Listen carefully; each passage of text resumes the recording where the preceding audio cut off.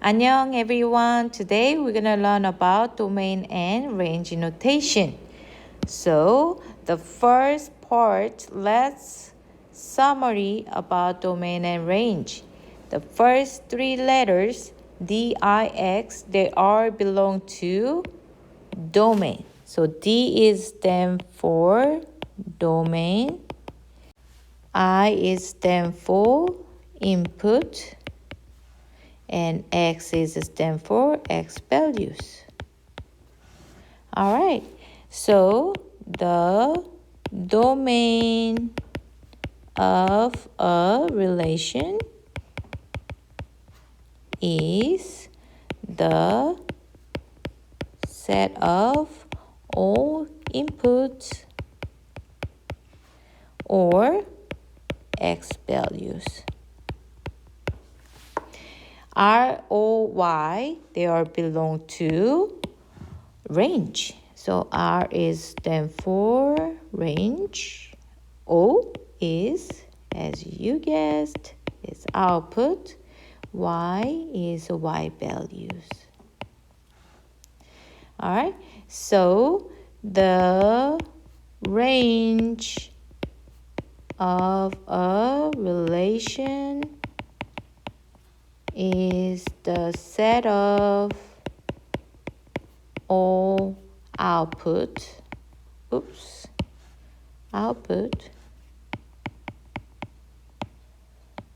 or Y values. Then how we can state domain and range? There are three different ways to state domain and range. The first is a set notation. Second, algebraic notation. And third, interval notation. Let's check out set notation first. So, set notation, you can see this fancy looking brace, right? So, the first way to do it, you can list all those input and output inside of that brace. And each element or each member of input or output, you distinguish with the commas.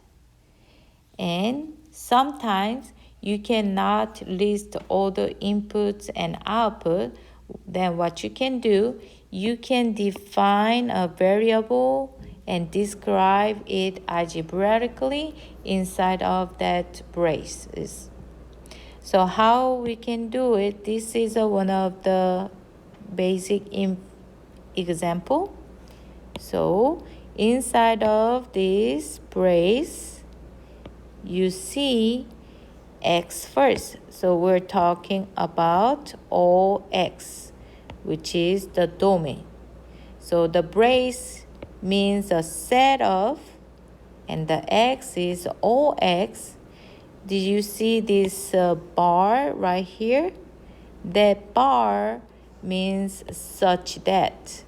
Sometimes instead of bar, we using that colon as well. Okay, so either bar or the colon means such that.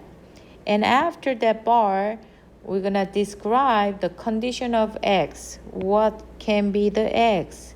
X is greater than 0.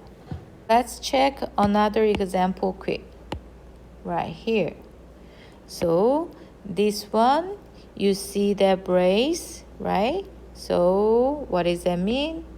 The set of X, set of all X, and that colon means such that, and after that colon, it's going to be described what are the conditions, right?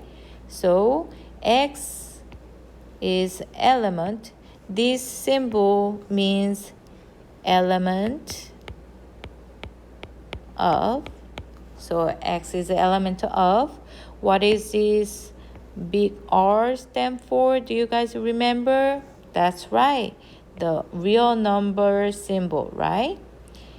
All real number. But what is not included? So when you wanted to accept something, we're gonna put this symbol equal with a slash.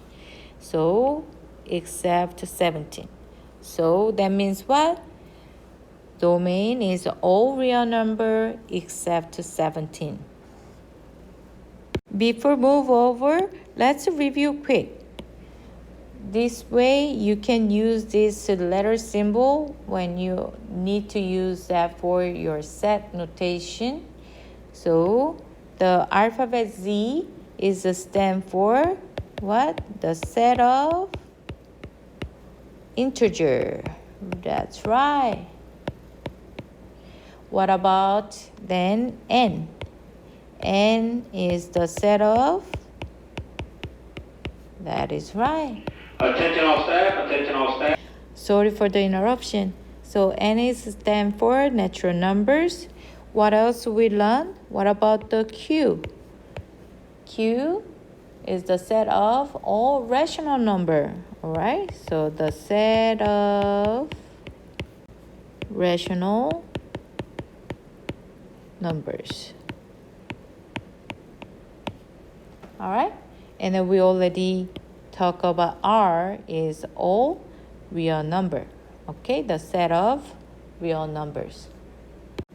All right, now move on to algebraic notation. So we all know those inequality symbols, right? This one is less than, greater than, less than or equal to, greater than or equal to. This is equal symbol, and the last one is not equal symbol, right? So algebraic notation use equality and inequality symbols and variables to describe domain and range. So what can be the example? Let's say I'm gonna give you example, -2 to x. All right, so what does this mean? The domain is greater than -2 but less than infinity. All right, so if we're gonna put that into like a number 9 line right here, let's say this is a -2, then your x, our domain should be start from there and it's going infinity. All right, since this doesn't have an equal symbol, I'm gonna leave the circle as an empty circle. However, let's say we have equal symbol on the bottom, then you have to color that circle. All right, and what about the range? Let me put -infinity to positive infinity. So y is between -infinity to positive infinity. Greater than -infinity, less than positive infinity. So that means the range is all real numbers. All right, the last notation is interval notation. So this should be familiar to you guys, I think. So interval notation is we using bracket or parentheses. When you're using bracket, the point is contained in domain or range. And when you use parentheses, when it's not contained in domain and range. Let's use those two, domain and range, as our example for interval notation, how we can change that into interval notation. So x is greater than or equal to -2 or less than infinity, right? So since -2 is included, this is how we can writing, right? X is bracket with a -2 and it's less than infinity. So I using bracket for the -2 because it's included. You can see the equal symbol right there, and then the point was a closed point. And then the infinity, remember, infinity we cannot ever include it because it's infinity, it's keeping going, right? We cannot grab it. So if you see infinity symbol, either negative infinity, positive infinity, we're always using parenthesis. All right, so what about the range on here?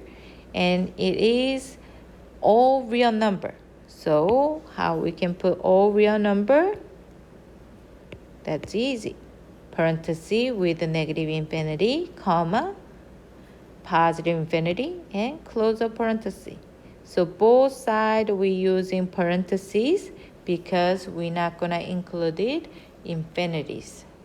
Alrighty guys, this is how you can notate, state the domain and range. And now let's get into some practice. Let's try number 1 together. So number 1, we have an ordered pair and the x value is negative 1, negative 1, negative 1, negative 1. So domain is only negative 1. So I'm going to list domain with the brace is negative 1. The range is all y value, right? So I'm not going to make it long if you didn't put in an order, but we're trying to put less value first. So I put 0 and 4, 9, 15, and then close the brace. So I'm using the which notation? That's right, set notation with the braces. And I list out the element of input or output and distinguish with a comma if there is more than one. And now let's see if this is a function. So your domain has different output, actually 4 output. So that means that this is it's not a function. Let's try one more with the number 6. Number 6, I'm gonna try use algebraic notation. So domain is the x value. So it's a negative 3 to positive 3. So I can put x is greater than or equal to negative 3 and less than or equal to positive 3. What about then range? Is the top and bottom, right? Right here and right here, which is a positive 2 and negative 4. So y is greater than or equal to negative 4, less than or equal to positive 2. Is this a function? Since we have a graph, we can do what? Vertical line test, right? So there is a 2 intersections. So no, it's not a function. All right. And number 9 and number 10, I recommend you to sketch little graph on the side. All right. And this one as well. So if you're confused how to graph them, you can using your graphing calculator or you can use decimals.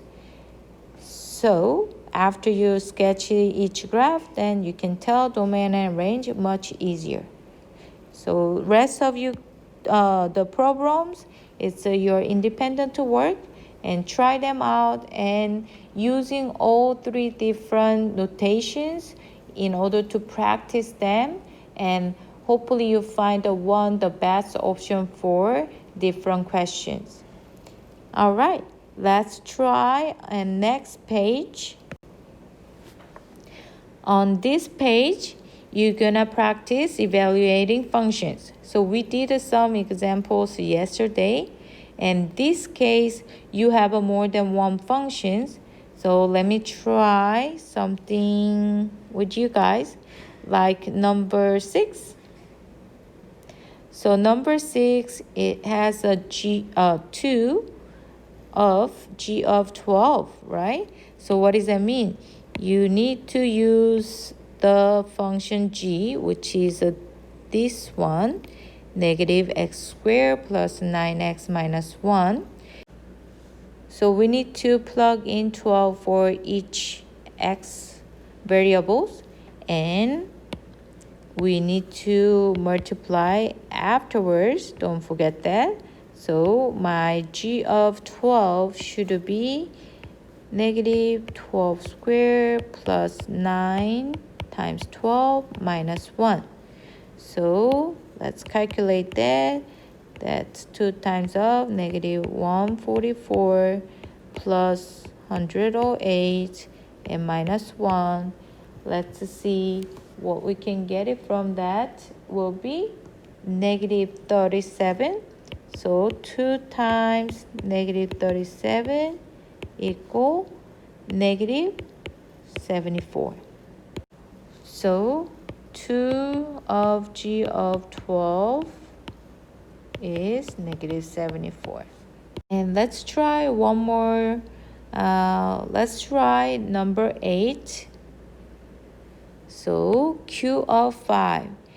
Do you guys remember these bars? What does that mean? That's right. It's an absolute value symbol.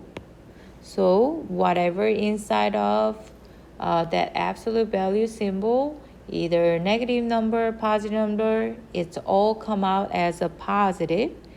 So how we can find out q of 5 equal, I'm going to put absolute value in different colors so you don't confuse with the numbers. So 3 times 5 minus 5 cubed. So absolute value with 15 minus 5 cubed is 125. 15 minus 125 is negative 110. However, we have absolute value, so that will come out as a positive 110. So rewriting the answer, q of 5 equal 110. So evaluating functions is just simple as plug in your x value with the given number value or given any algebraic expression into that actual function.